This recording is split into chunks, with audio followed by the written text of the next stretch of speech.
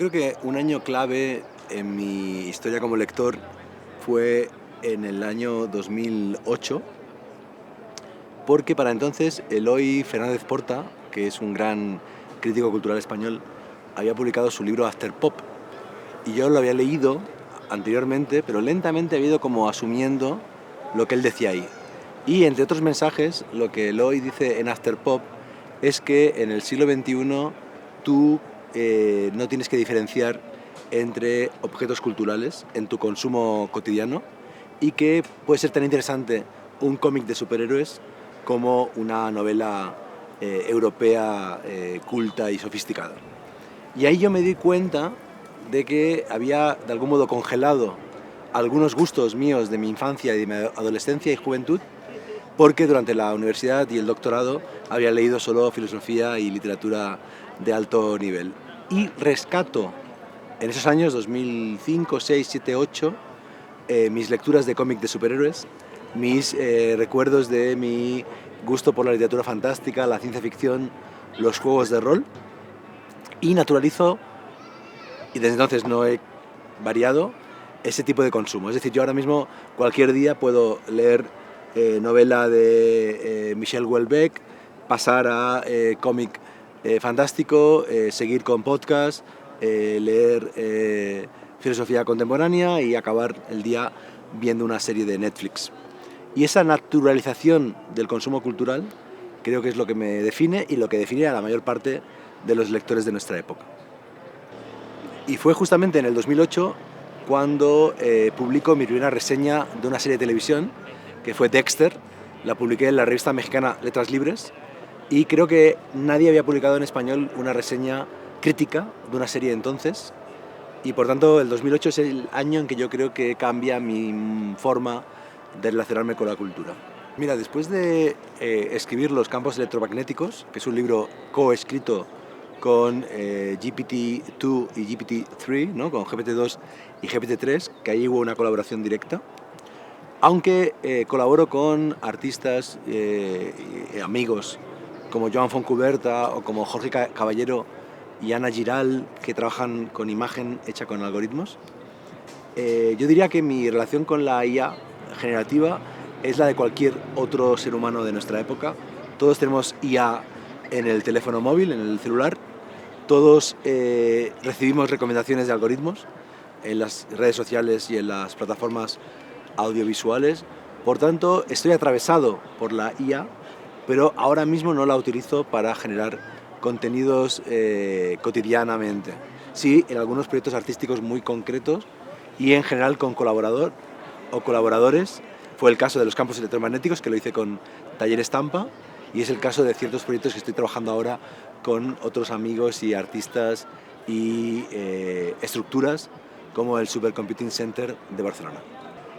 Después de darme cuenta de la revolución que están suponiendo los algoritmos creativos, después de hacer un podcast de Solaris, mi programa de audio que se llama así, Algoritmos Creativos, después de escribir Membrana, en la cual, en esta novela, los algoritmos nos llevan a la distopía, la verdad es que he tomado una cierta distancia. Me conecto cada 15 días para ver qué ha ocurrido con Gemini, con Copilot, con ChatGPT, incluso he jugado con IAs que generan música, canciones, vídeo, para estar informado. Pero en mis proyectos actuales, en mis libros actuales, en mis series actuales, no hay participación no humana directa, pero sí indirecta, porque cuando buscas en Google usas la IA, o cuando usas el Word usas IA. La función de autocompletado, que la encontramos en WhatsApp o en Word, tiene ya casi 15 años de vida. De modo que siempre estás trabajando con IA, pero en mi caso siempre también con atención a los cuadernos, a las carpetas, al collage, al corta y pega, al hacer esquemas o al diálogo verbal, oral, performático, porque creo que lo que hay que hacer es buscar un equilibrio entre lo digital y lo presencial, y por tanto entre lo analógico y la inteligencia artificial. En el podcast de ficción Gemelos Digitales he imaginado un mundo en el cual ya existe el gemelo digital de un ser humano que no solo es igual que tú físicamente, aunque no tiene cuerpo, no es un robot, no es un clon, es virtual, es un holograma, pero además piensa como tú, tiene tus recuerdos y puede hablar como tú. Por suerte es ficción especulativa, estamos lejos de ese mundo, y lo que yo veo a corto plazo es otro tipo de escenario muy inquietante, que es que haya dos tipos de consumidor cultural: el suscriptor y el no suscriptor. Es decir, el que tiene 50, 100 dólares al mes para estar suscrito a plataformas que curan sus contenidos, y quienes no, y por tanto asume que lo que consume en TikTok o consume en YouTube es buena cultura. Esa diferencia entre suscriptor y no suscriptor me parece que ya está ocurriendo, que cada vez es más fuerte y que es más verosímil que la diferencia entre quien tiene el gemelo digital y quien no lo tiene, que si llega a ocurrir, probablemente en unos años sea entre multimillonarios y personas comunes, que es una diferencia que ya existe. Pero esa otra entre suscriptor y no suscriptor me parece más inquietante. Efectivamente, es un problema de clases sociales, de clases creativas y de educación. Porque si tú tienes una educación robusta, esos 100 dólares te los gastas en cultura, en suscripciones, y si no la tienes, no te importa gastar esos 100 dólares en otro tipo de ocio o de consumo, ¿no?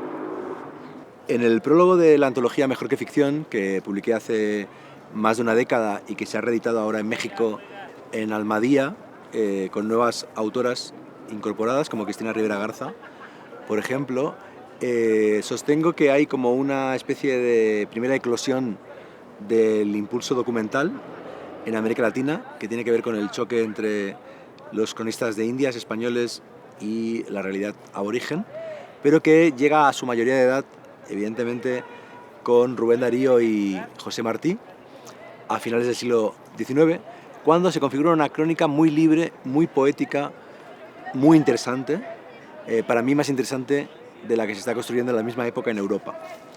Yo creo que los narradores como García Márquez, como Leila Guerriero, han seguido la tradición de Martí y de Darío, han siempre trabajado la crónica con mucha libertad creativa, y que la crónica tiene una importancia en América Latina que es estructural, ¿no? Siempre ha sido el lugar desde el cual se ha analizado el abuso del poder.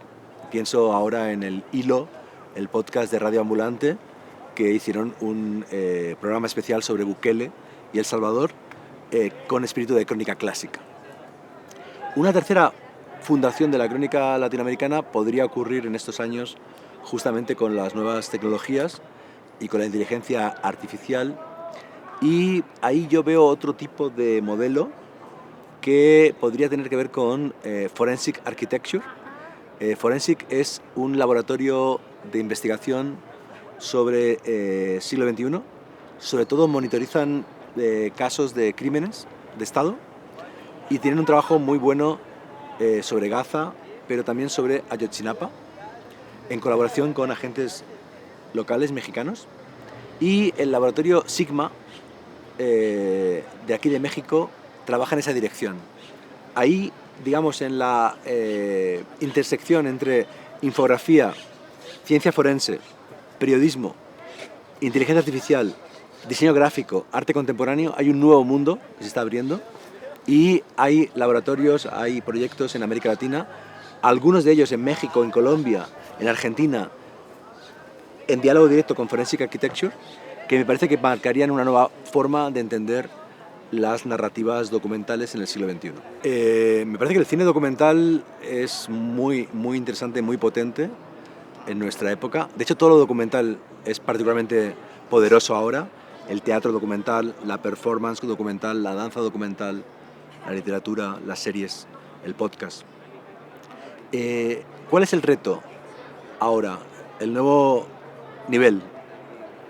¿Cómo integrar la IA, que básicamente ficcionaliza a través de una base documental, en el discurso documental, en el cine documental? Y para ello recomiendo mucho un proyecto de Barcelona, se llama Open Docs, que es colaboración con Runway, una empresa de IA, que están trabajando en imaginar el documental con inteligencia artificial. ¿Qué permite ese tipo de documental, por ejemplo? Permite hacer un documental aunque no tengas un archivo. El documental casi siempre viene de un archivo, o de un viaje y unas entrevistas, o del encuentro de un material inédito, ¿no?, grabado hace tiempo. Bueno, pues si no tienes archivo, la IA puede crear el archivo, ¿no? Y siempre cuando tú seas honesto y digas, es que este archivo no existe, esto es creado por IA, sigue siendo documental, sigue siendo factual, ¿no? Con hechos, con datos. De modo que hay todo un mundo por investigar y por descubrir, que es el del documental cinematográfico o televisivo con ayuda de inteligencia artificial. Efectivamente, ¿no? Ahora el documental, cuando no tiene archivo, ¿qué hace? Una animación, una infografía, una entrevista de alguien que recrea lo que ocurrió, una maqueta. Bueno, pues vamos a otro nivel en el cual puedes generar una imagen muy potente, animada, que reconstruya lo que no tienes, ¿no? Tú no tienes a tu padre contándote algo, solo tienes las cartas que se escribió. Puedes crear a tu padre virtualmente diciendo la carta que escribió, con lo cual no hay mentira. Todo lo que dice es documental, es fáctico, pero la imagen que generas es una imagen que no tenías gracias a la herramienta de la IA.